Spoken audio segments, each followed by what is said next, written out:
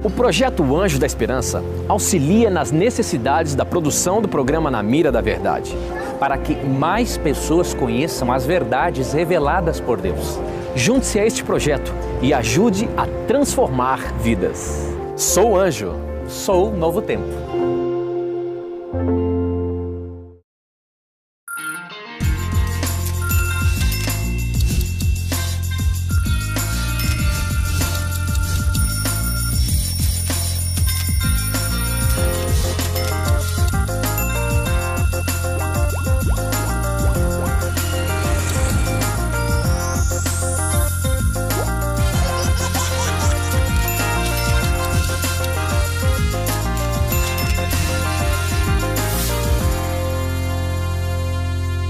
Olá, seja bem-vindo, está no ar o Saldo Extra, estamos aqui começando mais um programa das boas notícias financeiras para a saúde do seu bolso.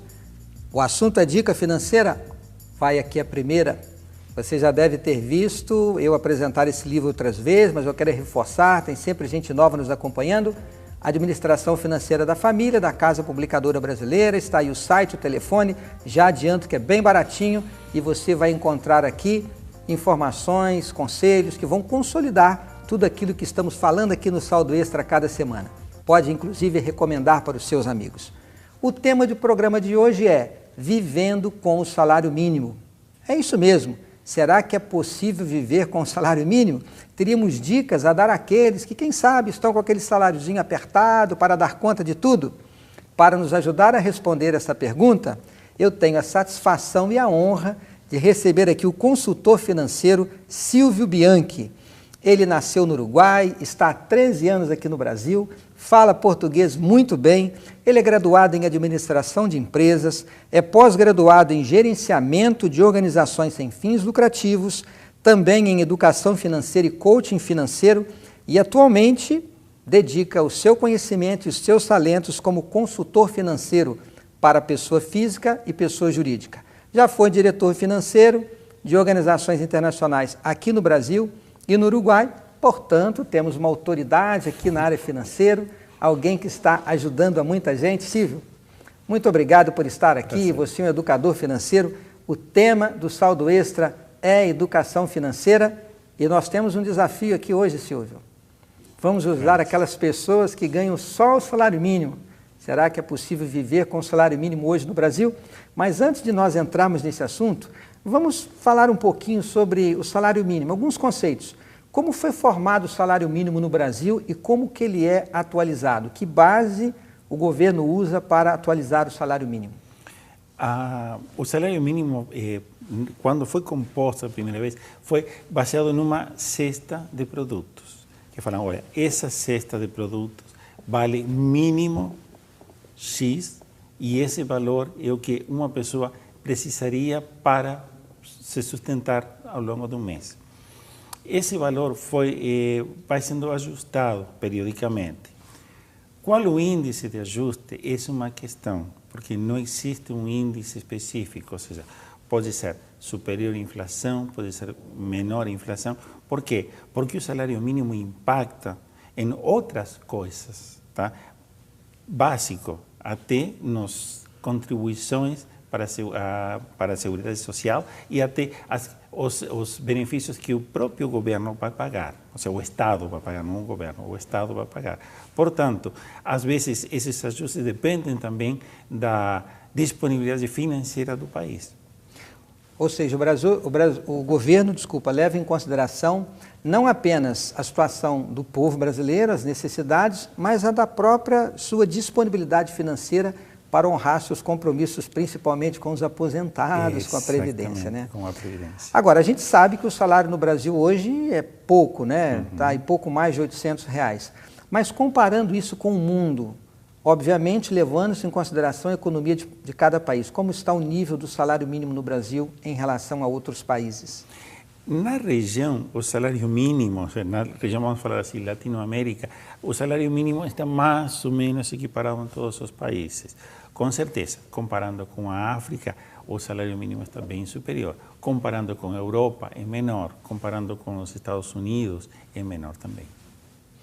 O Brasil não está, assim, eu diria, entre os melhores, claro, mas também não é, e vivemos aqui em melhores condições do que outras regiões do planeta. Com certeza. Agora vamos lá, Silvio, desafio.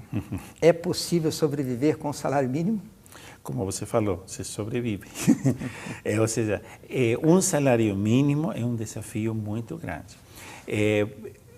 Eu fiz a pesquisa até com outros educadores financeiros e outros amigos e perguntei, e agora, o que você faria se você tivesse só um salário mínimo? E é bem engraçado, porque a maioria começa a responder, é assim, eu moro com meus pais, portanto, não vou precisar, eu vou ter esse dinheiro para mim, então aí eu me viro. E aí eu faço a pergunta, mas vamos a uma situação que praticamente 50% da população do Brasil está vivenciando. Um casal com 2 filhos. Imagina você casado com 2 filhos. O que você faria com um salário mínimo? Aí fala, aí não tem jeito. Bom, será tão assim que não tem jeito? Eu acho que não dá para fazer muita coisa, porém, dependendo da região, tá? Um salário mínimo pode render diferente. Por exemplo, em São Paulo, existe o restaurante Bom Prato, que por R$1 você pode ter uma refeição. Ou seja, R$1 por dia seriam R$30 ao mês, você tem uma boa refeição. Você dá para fazer 2 refeições por dia? Bom, tudo depende, a demanda é muito grande, às vezes você não dá para fazer 2 refeições. Mas vamos pensar que você conseguisse fazer isso. Você pode se sustentar com R$60, tá? Você vai ter uma refeição todos os dias. E em São Paulo já tem alguns Bom Prato, não sei aqui em São José dos Campos, mas em São Paulo, que até os domingos eles trabalham também. Ou seja, que eles oferecem isso. É uma forma de sustentar uma parte bem importante, porque o básico, alimentação, saúde. Saúde provavelmente vai ser só SUS. Não tem uma possibilidade de enfrentar um plano médico. Você vai falar, moradia é um problema. Quanto você vai conseguir pagar? Será que você tem possibilidade de pagar um aluguel? Bom, R$400 em alguns locais, afastados, até que por R$400 você poderia, seria um cômodo, ou 2 cômodos, como muito. Mas tem possibilidade? Tem. Porém, você vai fazer umas contas muito, bem na ponta do lápis mesmo, para conseguir chegar no final do mês. Quem ganha salário mínimo, ele tem que ser uma pessoa atenta aos benefícios que são fornecidos na sua comunidade. Exato. Você mencionou aí sobre a questão desse plano aqui no estado de São Paulo. Como é que é o nome do plano? Bom Prato, né? Bom Prato é uma alternativa, mas não tem em todos os lugares. Exatamente. Agora, procurar uma escola pública que seja perto da sua casa para economizar com transporte. Tudo bem que a escola pública pode talvez não oferecer aquele estudo de qualidade. Eu estudei na escola pública quando era pequeno e eu digo com toda segurança que isso não me trouxe nenhum prejuízo. Tudo bem que eu procurava fazer a minha parte, né, incentivado pelo meu pai e minha mãe. Então os pais podem fazer isso. A escola pública não é igual à escola particular. Então o que o pai e a mãe faz? Ajuda o filho nas tarefas, em casa, dê uma assistência um pouco maior, supre a ausência, quem sabe, de um atendimento um pouco mais customizado que tem lá na escola, fazer isso em casa. A questão da saúde, é verdade, né? Não tem como usufruir do sistema de saúde privado, que é melhor. Mas é possível, sim, usar o sistema de saúde público. E eu fui usuário do sistema de saúde público. Agora, o que uma pessoa que ganha pouco deve fazer na questão da saúde, né, Silvio? Tomar mais cuidados ou cuidar da sua saúde para não ficar doente, certo? Será que esse raciocínio de procurar reduzir os custos seria um bom caminho? É um bom caminho, o ideal, porque o que acontece normalmente? Aqueles que têm um salário baixo, normalmente um nível de educação baixo. Então, eles já não se cuidam muito. Aí tem a questão do cigarro, tem a questão do álcool, tá? Que às vezes atrapalha mais do que... Ou seja, não ajuda nunca e atrapalha muito, vamos falar assim, porque não ajuda. Nenhum dos dois são suporte para nada. Ou seja, tem outros suportes mais sadios, vamos falar assim. Porém, essas pessoas que se cuidam, com certeza vão precisar menos de... Porque despesas com medicamento, ou seja, o SUS até que fornece algum medicamento, mas se você precisar de algum medicamento um pouco fora do padrão, você vai ter que pagar.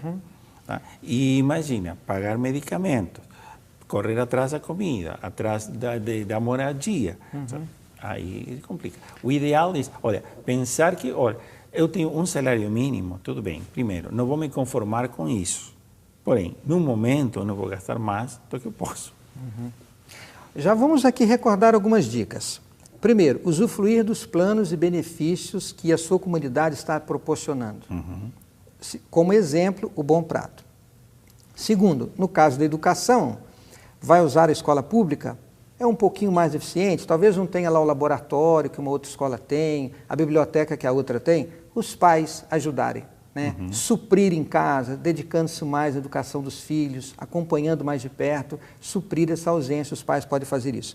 Na questão da saúde, usufruir dos benefícios fornecidos pelo governo, né? Existe a farmácia popular, não é isso? Existe a farmácia popular, etc. Mas, principalmente, cuidar bem da saúde, para que não tenha despesas médicas.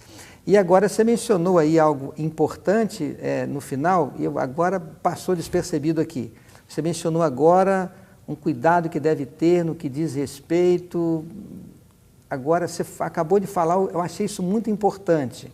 Quando a pessoa ganha pouco, que são chamados evitar os vícios, né? Os vícios. Quer dizer, se a pessoa já ganha pouco, vai viciar com cigarro, com álcool, não funciona. Não funciona. Então não funciona.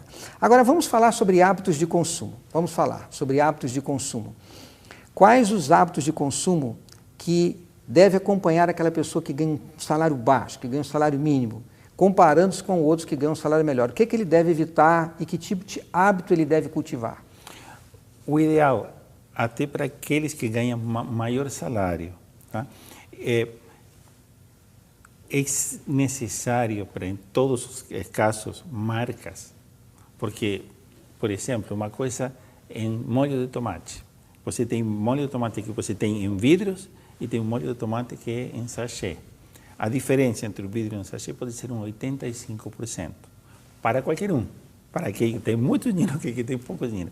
Necessariamente você tem que procurar marcas ou você vai procurar um bom custo-benefício. Ou seja, se o seu disponibilidade de dinheiro for pouca, você tem várias marcas que vão pagar muito menos e vão resolver a sua necessidade.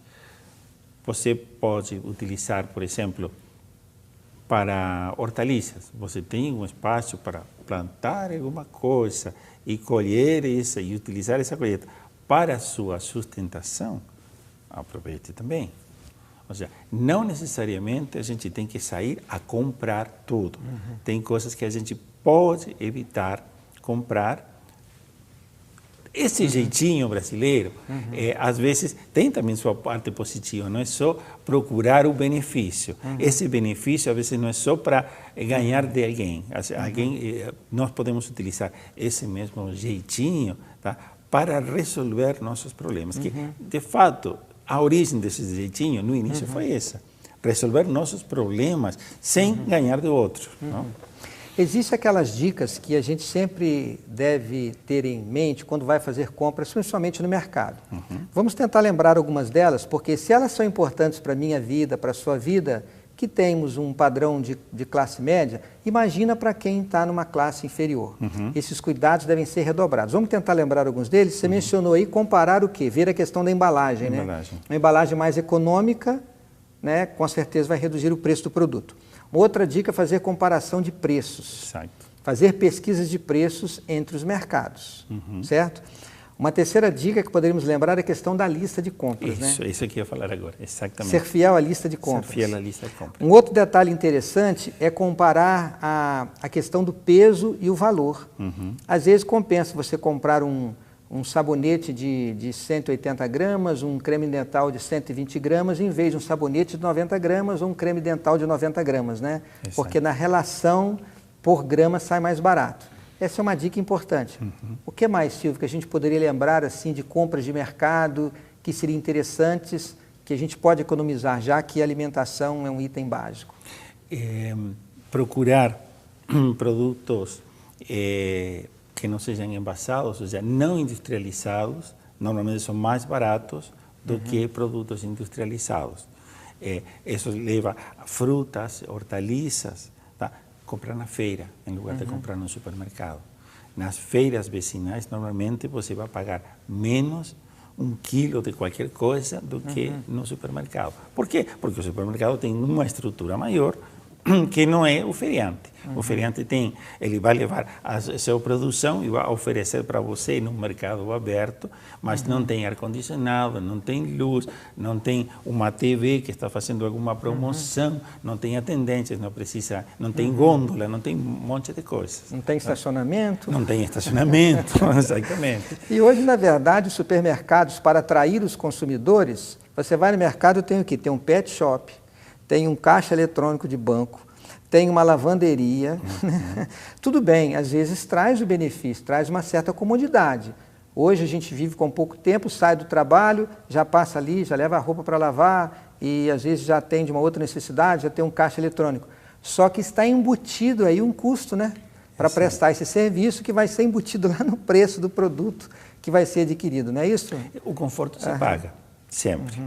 Quando você não tem acesso a tantas mordomias, vamos falar assim, por causa de ter uma renda baixa, então, olha, como você pode compensar essa falta de dinheiro? Às vezes, só sendo um pouco criativos e fazendo o que, de outra forma, alguém faria por nós, nós estamos ganhando.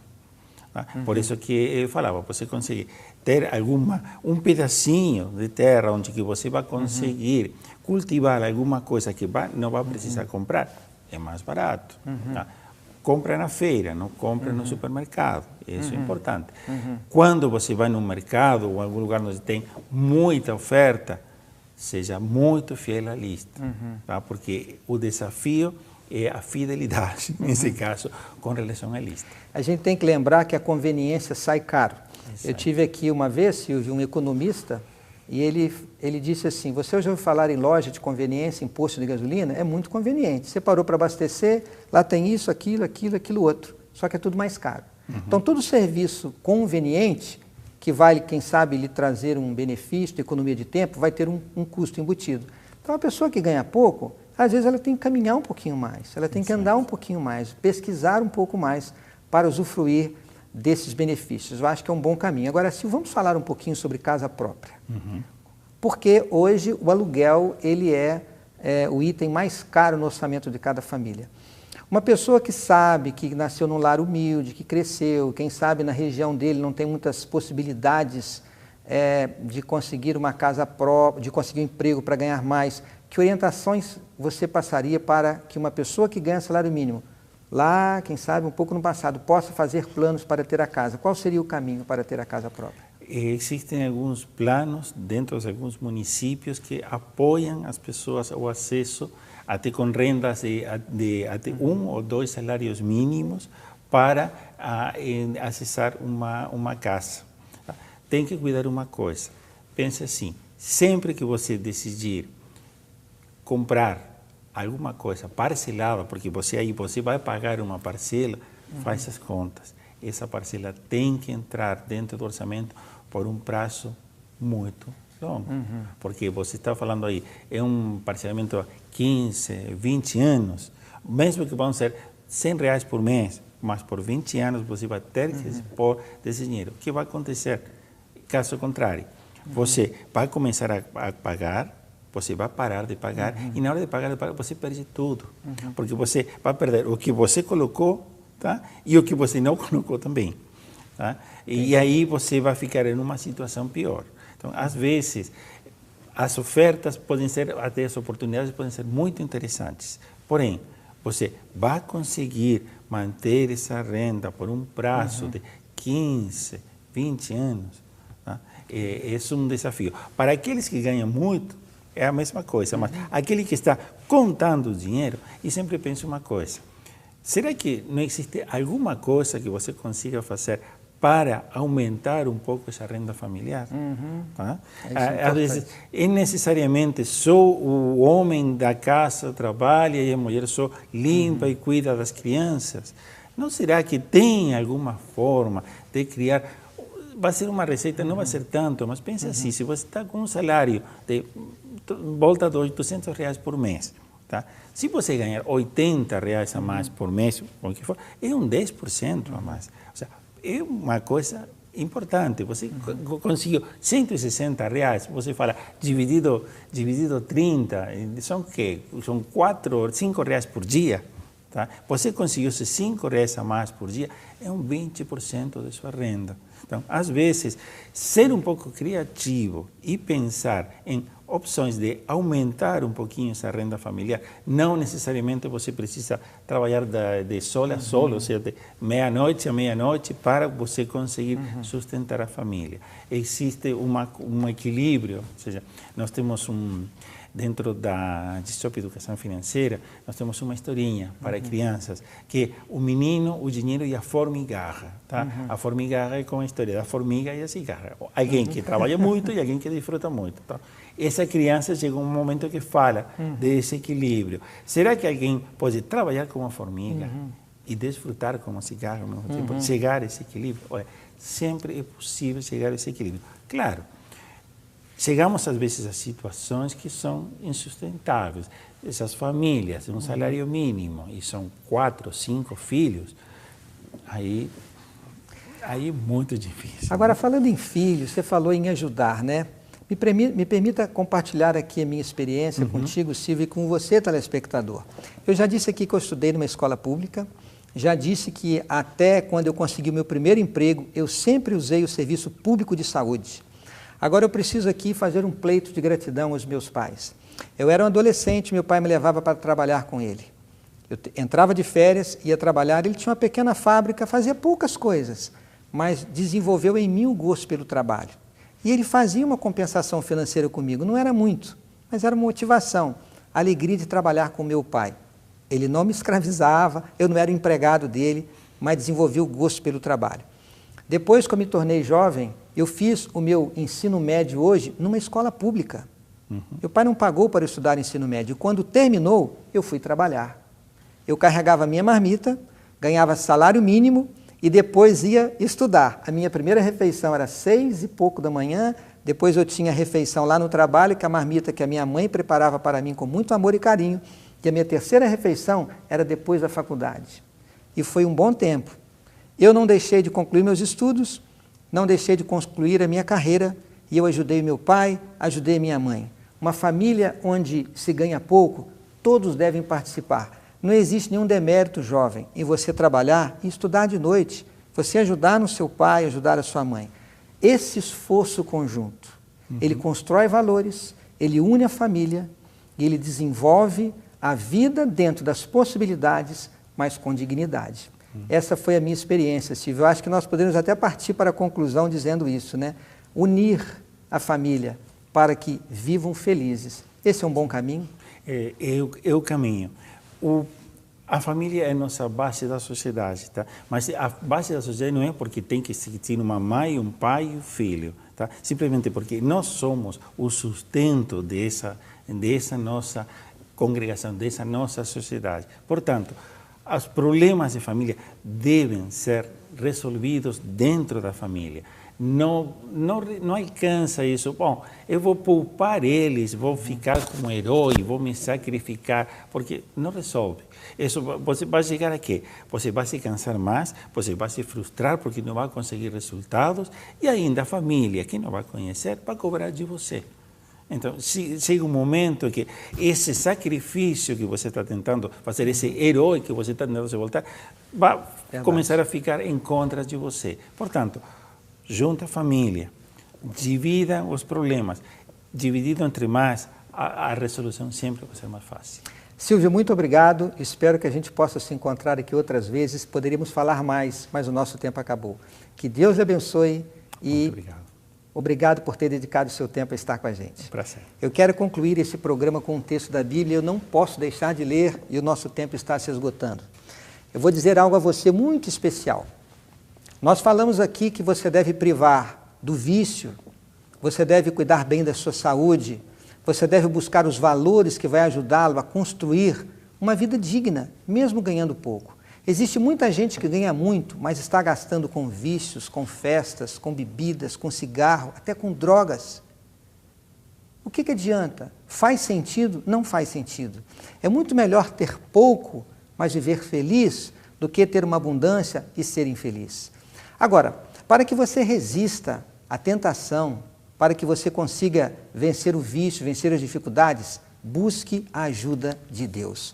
Note o que diz a palavra de Deus no Salmo 145, no verso 18. Perto está o Senhor de todos que o invocam, de todos os que o invocam de verdade. Deus é o maior salário, entre aspas, que nós poderíamos ter. A bênção que Deus nos dá não tem limite. Eu lhe asseguro, se você buscar a Deus e colocá-lo em primeiro lugar em sua vida, todas as suas necessidades serão supridas. Ele vai dar saúde e inteligência para o trabalho e vai lhe ajudar a vencer as provas dessa vida. Muito obrigado por você estar conosco e permaneça aqui no Saldo Extra. Será um prazer ter você ao nosso lado. Até a próxima semana, até o nosso próximo encontro. Mas agora, vamos às notas de economia. Olá, você que assiste o Saldo Extra, vamos às notas de economia. O assunto, evidentemente, já está muito completo, mas vou apresentar algumas informações para alimentar essa discussão. O DIEESE é o Departamento Intersindical de Estatísticas e Estudos Socioeconômicos. Faz pesquisas sobre inflação, preço da cesta básica, custo de vida, emprego e também do salário mínimo. O mínimo, que hoje é de R$ 724, deveria ser 4 vezes maior. Deveria ser R$ 2.992. Você que recebe o mínimo consegue imaginar isso? Como eu estava falando, o DIEESE faz a conta considerando outros pontos, como o custo de vida, os preços de serviços públicos e também a inflação. Ou seja, quem vive com o salário mínimo está praticamente fazendo um milagre. Atualmente, o modelo de reajuste é anual e se baseia na inflação oficial e também no crescimento da economia do país. Vale dizer que nos últimos anos o aumento tem ficado acima da inflação. Pela Lei de Diretrizes Orçamentárias, a previsão inicial de aumento para o ano que vem é de 7,7%, deixando o salário mínimo em aproximadamente R$ 779. E no ano que vem, o modelo pode ser revisto. O novo governo que assumir o poder pode mudar o cálculo do reajuste. Por isso é importante ficar atento às propostas de cada candidato nas próximas eleições. O Notas de Economia fica por aqui, mas volta na semana que vem. Até a próxima!